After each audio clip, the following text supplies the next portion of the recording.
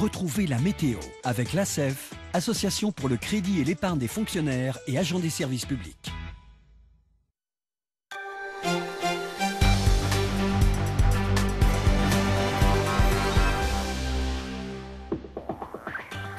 Bonsoir à tous, soyez les bienvenus dans votre journal.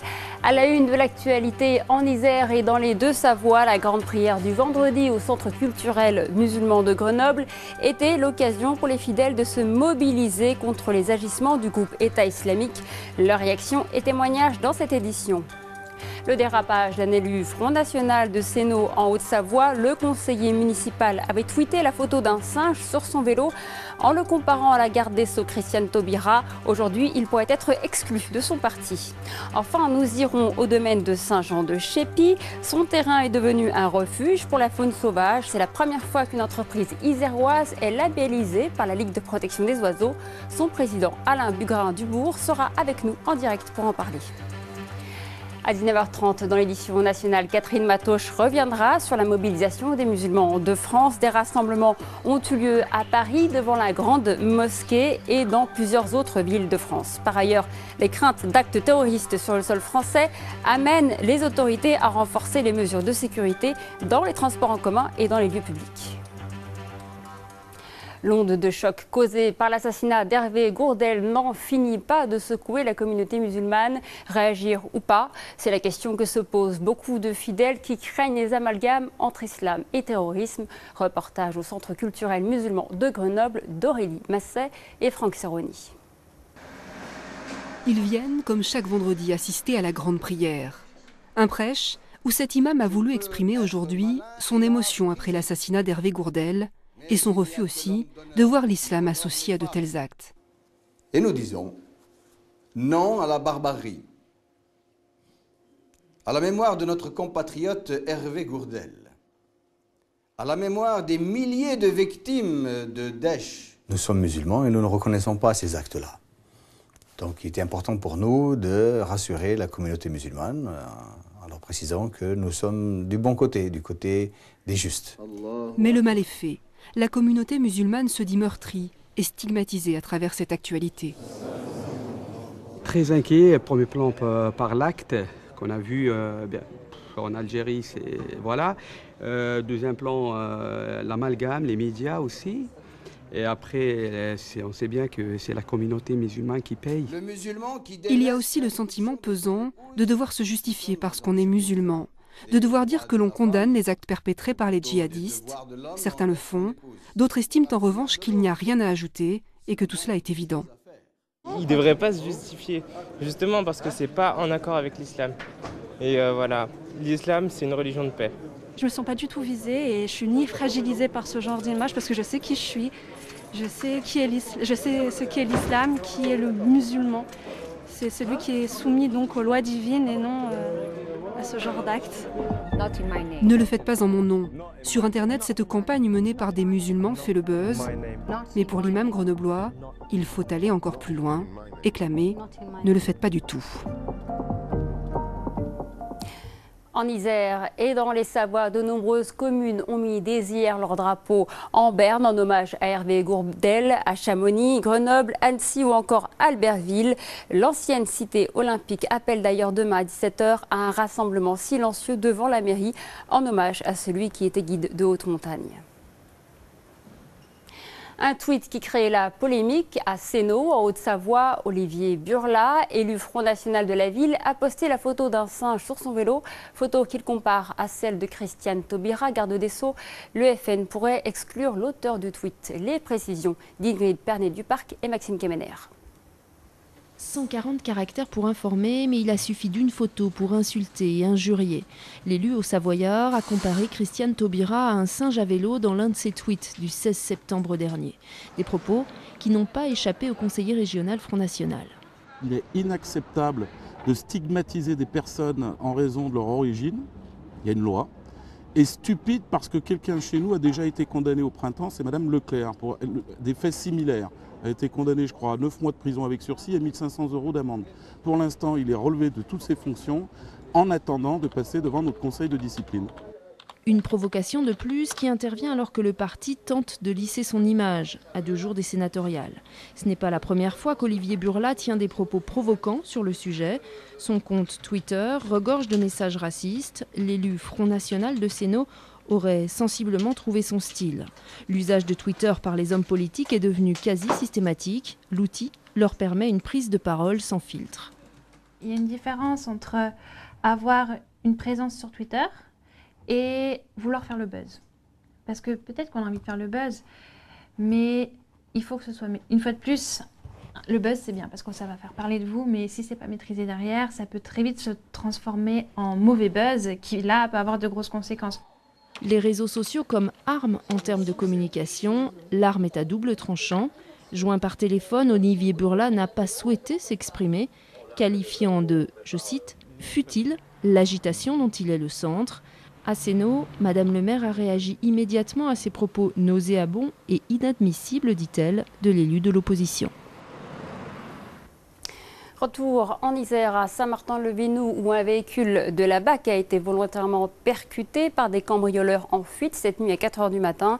Un policier a été légèrement blessé. Un homme a pu être arrêté. Ses 3 complices sont toujours recherchés. On ouvre maintenant une page consacrée aux élections sénatoriales. Dans 48 heures, on va voter en Savoie et en Haute-Savoie. Mais ce scrutin reste mystérieux pour beaucoup. Pour en comprendre les grandes lignes, écoutez bien le reportage qui suit. Cette année, seront élus 178 sénateurs dans 58 départements métropolitains et 5 territoires d'outre-mer. Les départements concernés sont ceux dont le numéro est compris entre 1 et 36 et les départements compris entre 67 et 90, à l'exception de ceux de l'Île-de-France. Qui vote? Environ 160 000 grands électeurs, ce sont les maires et les conseillers municipaux, les conseillers régionaux et généraux et les parlementaires du département concerné. 2 modes de scrutin pour cette élection. Le scrutin majoritaire à 2 tours s'il y a 1 ou 2 sénateurs à élire. Le scrutin proportionnel pour les départements ayant 3 sénateurs et plus à renouveler. Cette année, pour la première fois, le candidat et son suppléant doivent être de sexe différent.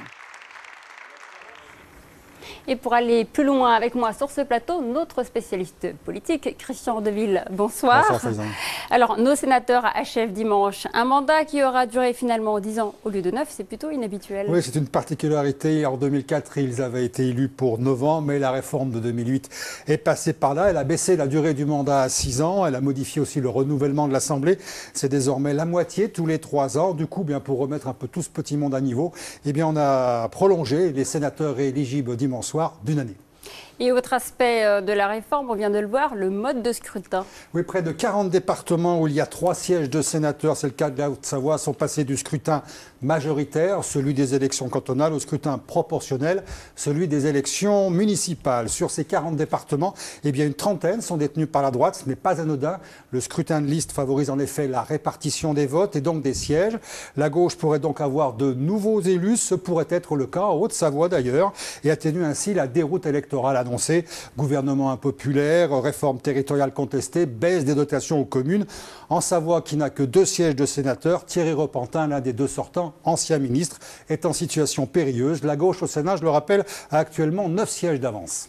Et alors, où sont les femmes dans cette élection? Comment la parité va-t-elle être appliquée? On pourrait chanter d'ailleurs. Oui. Force est de constater effectivement que les sénateurs sont une fois de plus, diront certains, conservateurs. En général, eh bien, la femme est suppléante plutôt que titulaire. C'est notamment le cas en Savoie avec une seule femme, candidate sur les 12, Marion Gerlot d'Europe Écologie.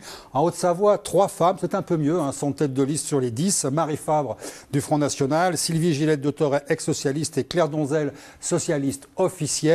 Pour tout savoir sur les enjeux dans les 2 départements, notre site internet alpe.france3.fr et puis une page spéciale résultats dimanche soir. Merci Christian. Politique, toujours avec un extrait de notre magazine Enquête de région, consacré ce soir à 23 h à Éric Piolle, maire de Grenoble depuis 6 mois. Retour sur son élection et ses premiers pas avec Jordan Guéant, Maxime Kemener et Yohann Etienne.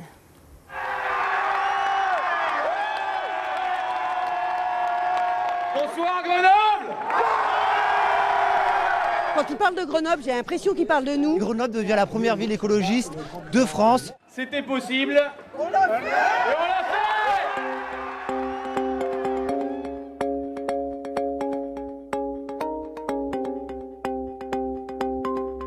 fait. Ce que montre Grenoble, c'est que les citoyens sont capables de décider par eux-mêmes. 30 mars 2014, le grand soir pour Éric Piolle, nouveau maire écolo de Grenoble. Après 19 ans à la mairie, le Parti socialiste est battu. Une surprise totale, un choc. Comment vous sentez? Aucune déclaration pour le moment. C'est une estimation sortie des urnes. Éric Piolle serait élu avec 40,80% des voix. Je suis inquiète pour le modèle grenoblois, je le dis franchement, parce que derrière l'apparence très lisse de la tête de liste, il y a une équipe qui est beaucoup plus radicale. Des Verts qui sont une véritable secte, qui jouent sur les peurs, qui conduisent les gens à avoir peur des nouveautés, de l'innovation technologique, ici. Très vite, Éric Piolle suscite la curiosité et interroge. Avec lui, Jean-Luc Mélenchon, le parti de gauche, une alliance inédite, une majorité rouge et verte qui parfois inquiète. Le fait qu'on ait un maire dans une ville de plus de 150 000 habitants et écologiste donne une image mauvaise à l'extérieur. Les électeurs ont voté, hein, il faut être légitimiste et il faut faire avec. Alors 6 mois après son élection, Éric Piolle peut-il engager une révolution verte? Au soir du 30 mars, en pleine déconfiture du Parti socialiste, Grenoble a-t-elle inventé une nouvelle gauche? Une bonne nouvelle pour les usagers de l'A48. Un nouveau diffuseur facilite l'accès à Lyon depuis Moirans. Plus besoin de faire de détour par Rives ou Vorep. Grâce à ce nouvel embranchement qui vient d'être inauguré, il devrait permettre de joindre plus vite la capitale régionale. Inauguration d'un tout autre genre ce soir à Tullin en Isère, celle du premier refuge LPO entreprise du département. Le domaine de Saint-Jean-de-Chépy vient en effet de signer une charte avec la Ligue de protection des oiseaux. Lieu d'accueil pour des séminaires d'entreprise, le domaine s'engage dans une démarche de protection de la biodiversité. Ici c'est très sauvage, hein. C'est très marécageux aussi. Mais... Bon, voici le rucher. Tout est parti de l'installation de cette douzaine de ruches il y a quelques mois. À cette occasion, Philippe, propriétaire du domaine, rencontre la LPO, la Ligue de protection des oiseaux. Il projette alors de valoriser la faune et la flore présentes sur les terres de son château. On croise beaucoup d'oiseaux, bien sûr, des écureuils, des tortues, des serpents aussi. Il y a des coins qu'on commence à éviter. Des biches l'hiver, on est dans une zone où... au milieu des bois, des prairies, de zones marécageuses comme celle-ci, au bord de l'étang. Le domaine de Saint-Jean-de-Chépy, qui accueille la plupart du temps des séminaires d'entreprise, vient donc de signer une charte de 5 ans avec la LPO. Après un inventaire approfondi des espèces présentes, la Ligue accompagnera les propriétaires pour l'aménagement du site et l'information de ses visiteurs. On est ici sur une plaine qui est quand même une plaine très agricole, hein, donc dans laquelle les éléments de nature sont plus rares. Et donc là, on a un endroit précis au milieu, près de Tullin, un endroit vraiment de forte naturalité et qui est très attractif pour la faune. Sur le site, on ne chasse pas, donc voilà, zone refuge encore. Sur ce site, il n'y a plus d'utilisation de produits phytosanitaires. Et donc du coup, voilà, pour les insectes, par exemple, qui vont servir de nourriture à certains oiseaux, par exemple, voilà, ils sont présents et ils participent à la richesse des lieux. Autour de la bâtisse du XIIIe siècle, classée monument historique, plus de 10 hectares de terrain accueillaient déjà une cinquantaine d'œuvres d'art. Désormais, les clients et visiteurs auront tout le loisir d'apprécier ou de découvrir les dizaines d'insectes, d'oiseaux, de fleurs ou de plantes dans ce nouvel espace protégé. Et on retrouve en direct le président de la LPO, Alain Bougrain-Dubourg. Bonsoir, merci d'être avec nous. Bonsoir. C'est une première. Alors pourquoi c'est important pour vous d'impliquer les entreprises ?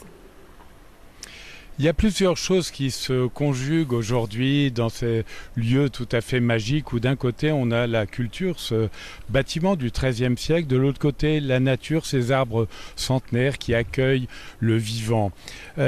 C'est la conjugaison déjà de nature et culture. Je rappelle que c'était le thème cette année des Journées du patrimoine et que ce thème va se pérenniser dans l'avenir. C'est la décision du gouvernement. Notre patrimoine ne sera plus seulement culturel, il sera également naturel. Donc on est dans un lieu qui nous parle de cet objectif futur.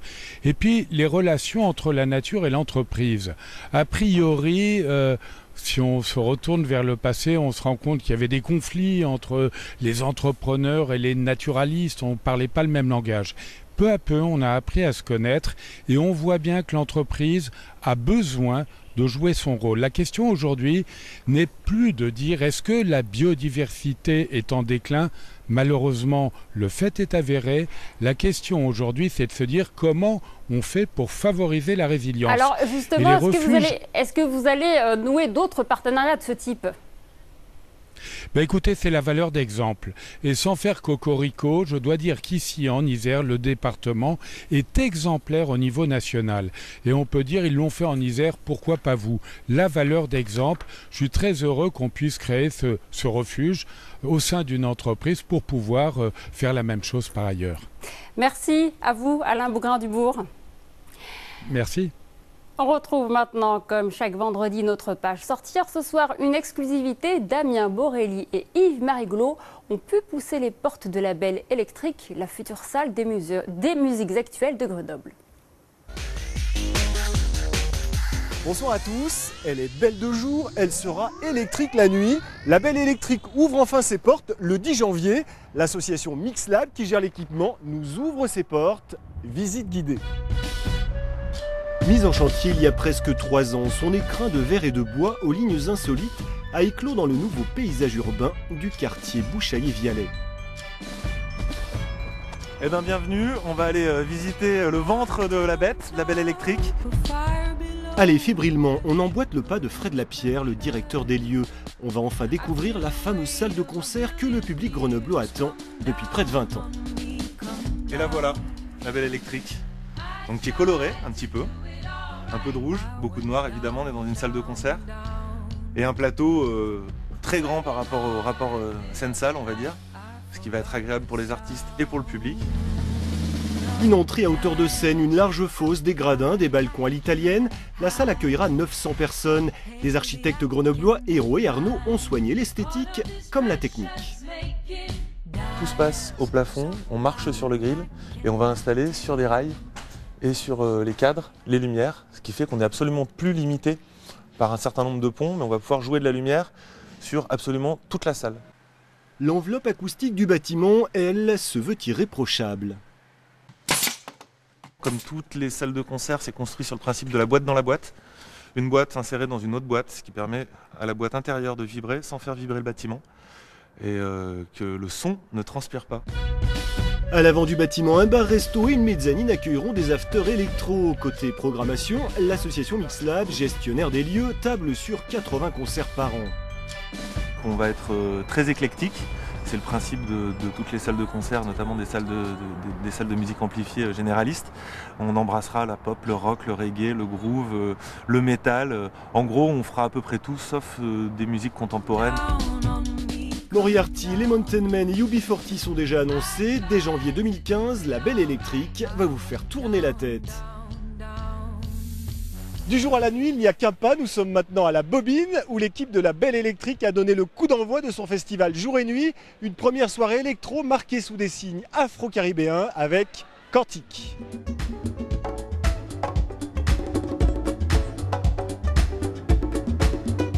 Cantique, c'est une bonne manière de s'aérer l'esprit en écoutant sa musique et je trouve que ça va bien dans le cadre du festival Jour et Nuit. C'est de la cumbia, ça bouge, c'est super. Il enivre son public de rythmes latino, de blues, d'électro. Musicien anglais, Cantique alias Will Holland a beaucoup voyagé. L'Éthiopie, le Brésil, la Colombie surtout, où il a découvert la cumbia, cette musique populaire qui invite au déhanché.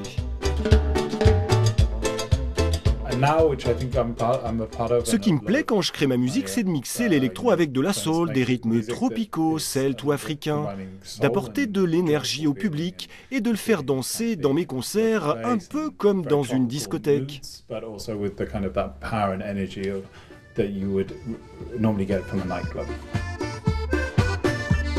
L'éclectisme musical de Cantique correspond à l'esprit du festival Jour et Nuit. Ses programmateurs aiment faire découvrir des talents méconnus en variant les styles musicaux. l'idée du festival, c'est de créer des événements, des concerts le jour et la nuit, du gratuit, du payant, avec le jour des DJ locaux, des concerts dans des lieux comme la Bobine, la Source, le Ciel, et la nuit. Donc on investit des lieux patrimoniaux, des lieux insolites pour faire des soirées électro. Après Quantique hier, le public va pouvoir vibrer de nouveau avec notamment Gaspard Royan, Isaac Deloujeune ou Miss Kittin. La DJ grenobloise sera demain soir au Boulodrome de l'Esplanade. Jour et nuit, c'est des concerts un peu partout dans l'agglo jusqu'à dimanche. Tout de suite, les bons plans sortis du week-end. Anaïs est de retour. La chanteuse grenobloise sort un nouvel album avec une chanson caustique. Sa cible, les DRH.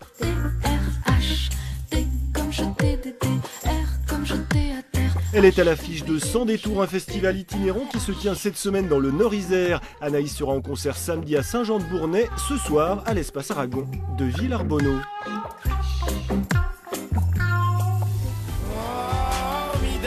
Il s'inscrit dans la lignée de l'artiste de street art anglais Banksy. Le jeune français curare dépeint dans ses pochoirs un monde désenchanté. Au cœur de son œuvre, la figure de l'enfance se heurte à un environnement à la dérive. Une expo rare à découvrir à la Nunk Galerie de Grenoble. Tu étais formidable, j'étais formidable. Des lampions, de l'accordéon, de la chanson, la compagnie des Mangeurs d'étoiles vous entraîne dans une valse sur son petit manège. Spectacle poétique tout public, le cabaret Grande Vioto s'invite sur les planches du Théâtre 145 ce soir et demain. Je vous présente la Giro Mécano Buffet.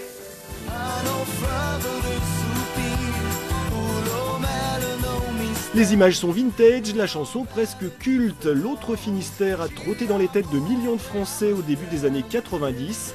Après 15 ans de séparation, les Innocents se retrouvent. Avant la sortie d'un nouvel album prévu l'an prochain, ils sont de passage le 1er octobre à la Source de Fontaine. Et maintenant, je vous propose un coup d'œil sur notre émission transfrontalière La Voie Libre Alpes Express qui fait sa rentrée demain à 11h30. Dans ce programme coproduit par France 3 et la RAI Vallée d'Aoste, nous vous proposerons une visite sur le plus grand chantier des Alpes, celui du téléphérique de la pointe Elbronner sur la face italienne du Mont Blanc. Téléphérique de tous les records qui sera inauguré pour l'exposition universelle de Milan au printemps prochain. La folie Ice Bucket a gagné les Alpes cet après-midi. C'est le président de la CCI de l'Isère et le PDG de l'entreprise Poma Galski qui se sont dévoués pour la bonne cause. Et vous le voyez, ils ont pris leur seau d'eau glacée à la Bastille. Avant de vous quitter, je vous rappelle la principale information de ce journal. Les fidèles du Centre culturel musulman de Grenoble mobilisés contre la barbarie du groupe État islamique. Ils ont exprimé leur indignation, mais aussi leur crainte des amalgames. Et je vous rappelle que la ville d'Albertville appelle à un rassemblement silencieux demain à 17h devant le parvis de l'hôtel de ville. Voilà, c'est la fin de ce journal. Merci de l'avoir suivi. N'oubliez pas, l'information régionale continue sur notre site alpes.france3.fr. Dans un instant, la météo, puis l'édition nationale. Très bonne soirée à tous.